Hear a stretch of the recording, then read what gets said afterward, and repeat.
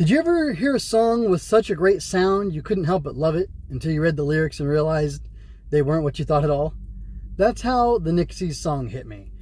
It's charming on the surface. There's magical creatures, a hidden world, kids on an epic adventure, or unexpected adventure rather, not an epic one. I feel like the way it ends, it's leading towards epic adventure in the sequels. But if you dig into the tone, the language, and the way these characters treat each other, the harmony starts to really fall apart for me. And that's a problem. This is MJ. I'm an author. I'm an artist. I'm an analyzer. You can find all my work at mjmunoz.com. Prepare yourself for unbannable book analysis as I talk about whether or not this story holds a place of honor or scorn in the Fortress fiction. What am I talking about? I'm talking about the Nixie Song, which is part of the Beyond the Spiderwick Chronicles series. It's the first book of 3. I believe it's a trilogy. And it's written by Holly Black and Tony DiTerlizzi, and they are the original co-artists or co-authors, and DiTerlizzi was the artist, the illustrator for the book as well. They wrote the original Spiderwick Chronicles, which I thought was really good. I believe it's from 2005, and this book is from 2007. And anyway, let me give you a brief synopsis of it if you're not familiar with it. Hopefully you'll become familiar with it through this. 11-year-old Nick Vargas moves into a new neighborhood after his father's remarriage. Alongside his stepsister Lori, he gains temporary sight via a magical 4-leaf clover, discovers a Nixie named Taloa, whose pond has been destroyed, and must help stop rampaging giants to save the rest of the Fae sisters and their new home. That's pretty much it. It's targeted for grades 1 to 6, which that's relevant, trust me, and ages 6 to 10. And it's a middle grade fantasy adventure. It's set in Mangrove Hollow, Florida, which I think is not a real place. I think they made it up for this, but whatever. It's in Florida. That's what matters. And yeah, so anyway, before I really talk about my biggest issues with it, I want to start with what the good stuff was. So what worked in the story? What worked in the book was that the portrayal of the issues that the kids have is fairly realistic. Lori is a girl who's 11 years old and who's into things that Nick is not into, and he's irritated by that. We get to see at one point that his father tells him, no going up into your room and playing video games, like you got to, spend time with your sister, your stepsister, whatever, and you guys need to go do things, and I want you outside. And that's all very realistic, and like there's an unevenness going on. Like the stepmom, I don't remember her name, she doesn't get, like, okay, Nick is mad because something happens and he gets in trouble for it and Lori doesn't, but they were both doing the thing.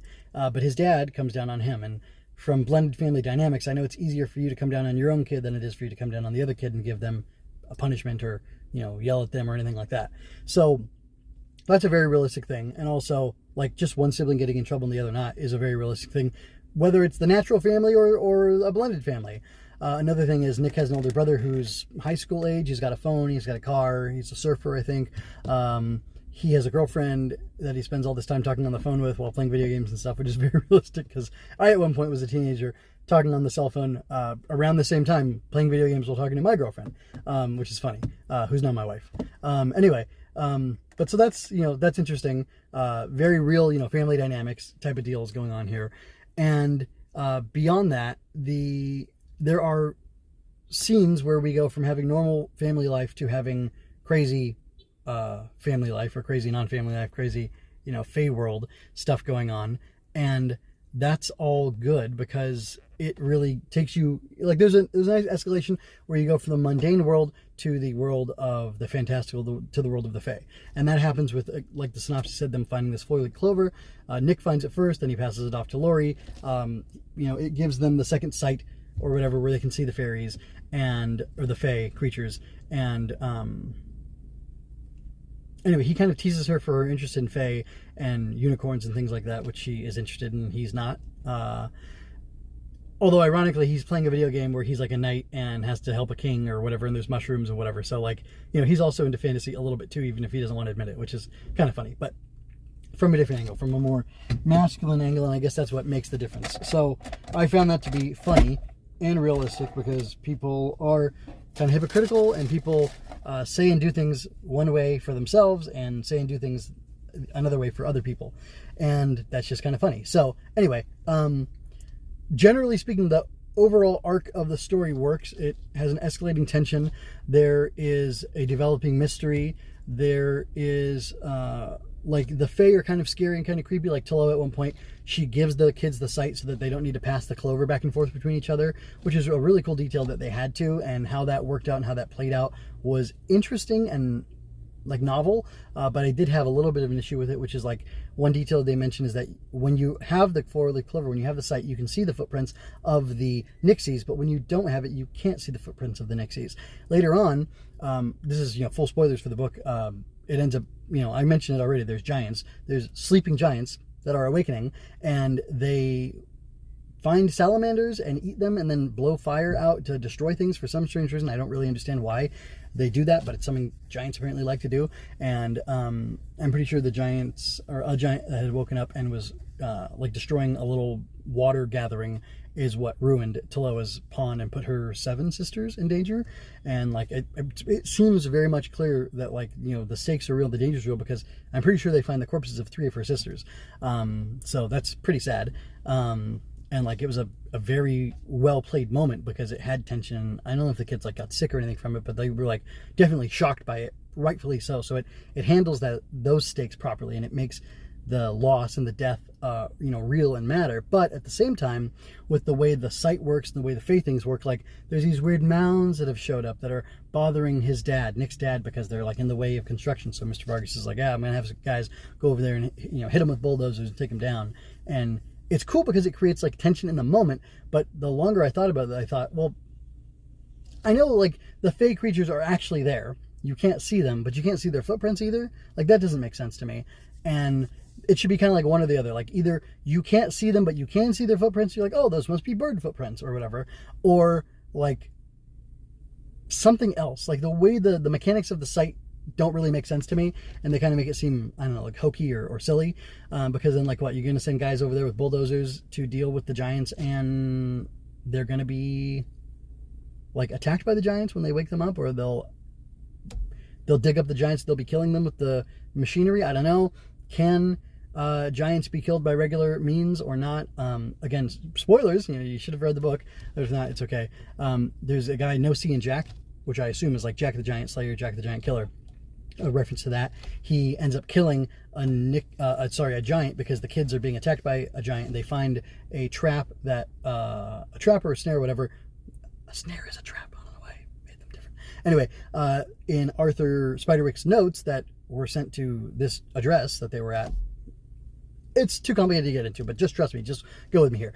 And they end up trapping the giant, and they're all excited at first, and then they like realize like, oh my gosh, we're killing this thing. Like we're killing this giant creature that was trying to kill us, which it's a self-defense, so it should be fine. But still, they're kids, so like taking the life of a human-looking creature, mystical, you know, Fae creature, it's understandable that it would like freak them out. And then Nixie and Jack comes along, and he's like, oh, good job, you guys did a pretty good job killing this guy. Let me help you out if you're not going to finish him yourselves. He's black. He's obviously black.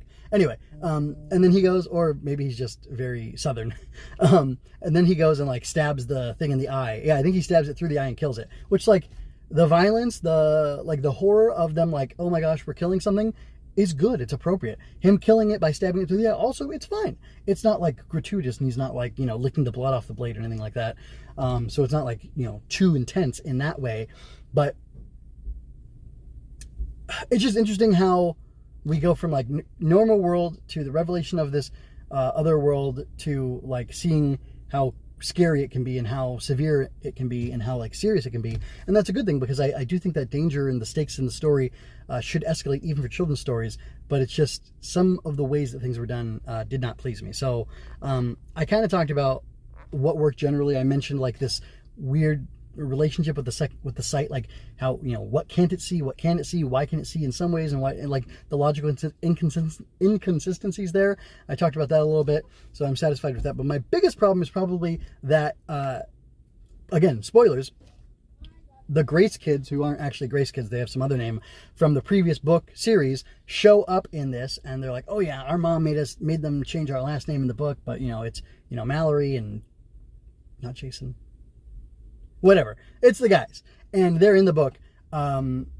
like one at a time, they're like switching off. One's at home, one takes a cab to go meet them, and he ends up finding them, and he like wants to recover the drawings that Arthur, their uncle, great uncle, whatever, had sent to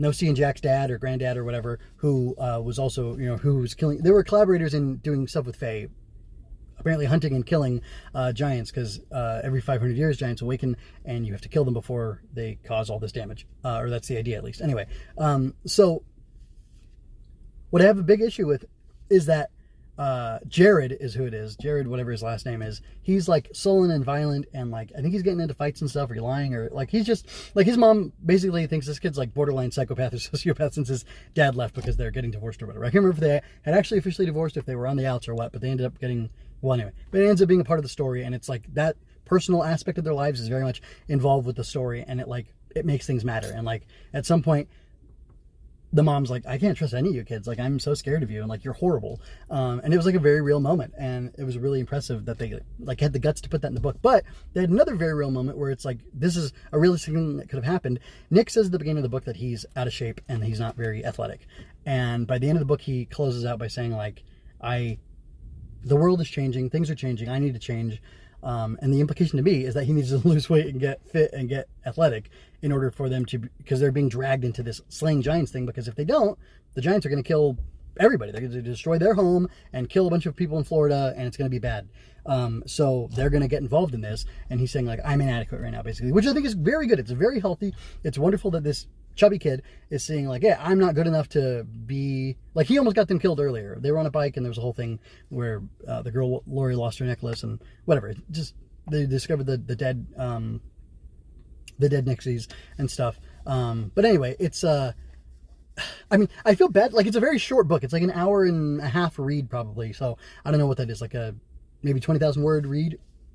20,000 word book probably. Anyway, somewhere around that, which I'm fine with the book being that short. That's okay. It can be good. And like overall it was good, but what really took me out of it, what like kind of messed it up for me, and what makes it not part of the Fortress fiction. Like I will not recommend this to my kids to read. It's just like, it's lacking. These characters are not aspirational, because like Jared in particular, he like gets mad and he grabs Nick and he's going to slug him, and he calls him Lard Mass. And like, I try to be as family friendly as I can on this show.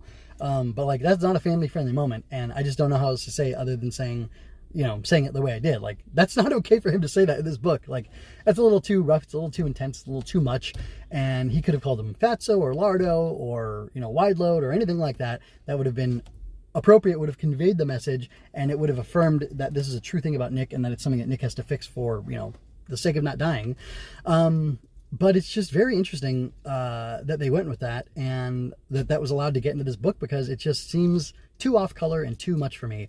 And like, it just kind of ruined my enthusiasm for the book, because like showing the edginess between like the older brother, he's a teenager and wants to do whatever, and like even the Nick and Lori like conflict that they have, and like the jealousy and the hurt feelings, and like all those like real raw moments that they showed, that was all wonderful, and I liked all that. But like getting into just like straight out calling this kid, and like in Narnia, when they say that Edmund is being an ass, like it just feels very different.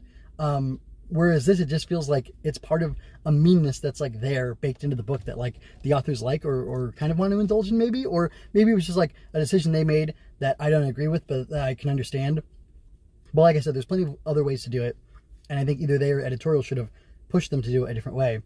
I think it's too bad they didn't, because it really brings it down for me as something like, oh, okay, great. I just won't suggest this to people. And when I kind of want to go back now and check out the original Spiderwick Chronicles and see like, does this have stuff in it that I would say definitely you should shy away from, because like I want stories with spine. That's my whole thing. My whole shtick is, Fortress fiction. I'm supposed to be curating and collecting and creating myself stories with spine, stories that mean something, stories that stand up and stand out against the crowd, and like have a strong moral center to them, and they can have danger and stakes and all these different things, but it's just like, it's a different type of thing, and that's what I want. So anyway, it's too bad that this book was lacking in that way for me.